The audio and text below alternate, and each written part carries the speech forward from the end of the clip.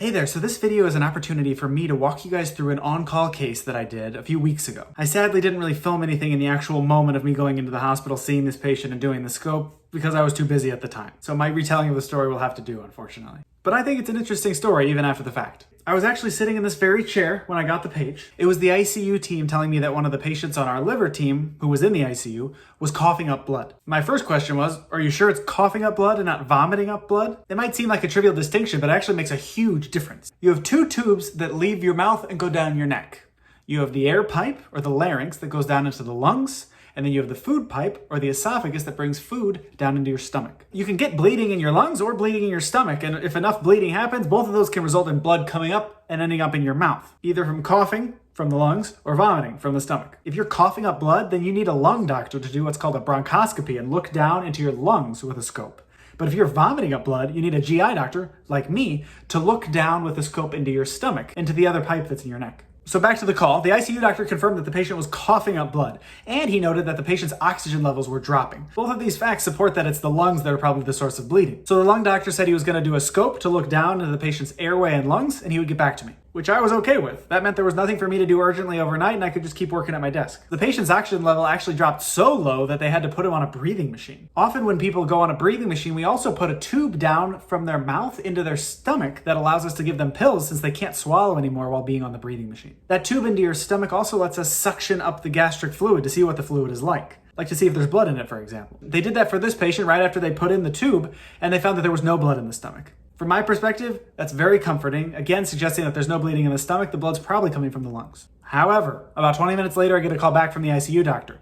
He says he just did the scope looking into the lungs, there was no bleeding going on in the lungs. Also, he said in the past 20 minutes, they've started noticing that that tube for pills that goes into the stomach, now when they suction up the stomach fluid, there's blood in it, a lot of blood, and now I'm concerned. Why? Well, I'm always going to be concerned if there's blood in the stomach, but in particular, patients with liver cirrhosis, we get really concerned if we think they're bleeding. Why?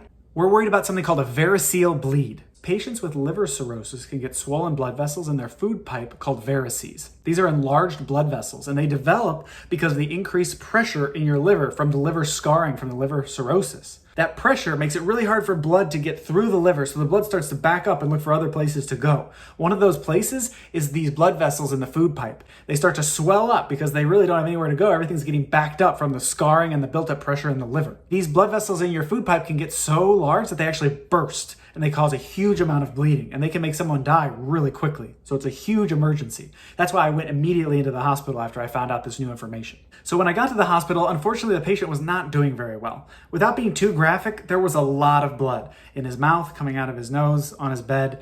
It was everywhere. He was very sick. His blood pressure was also dropping, which again confirms that he's bleeding significantly somewhere. So we decided to scope him and take a look with a camera, this time down his food pipe, looking into his stomach and at his esophagus, looking for those varices or looking for an ulcer or something else that might be causing bleeding in the stomach. So we went down with the camera and we found a lot of blood in the stomach. We suctioned all that blood out and didn't see any new blood coming from the stomach. So then we started looking in the esophagus or the food pipe. He did have those swollen blood vessels that are called varices, but they weren't actively bleeding and it didn't really even look like they had recently bled. So we were a little bit confused. Where's this blood coming from?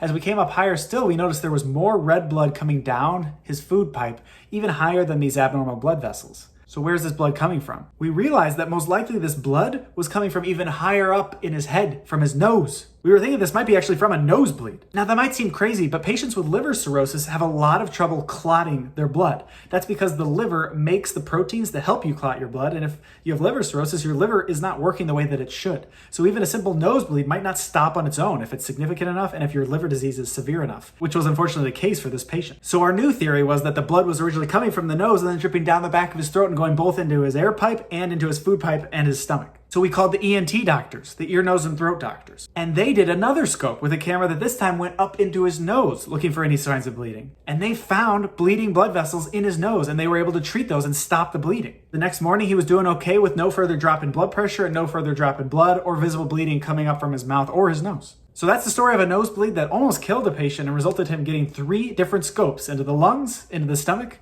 and into the nose. Thanks for watching. Let me know if you have any questions or any other video suggestions.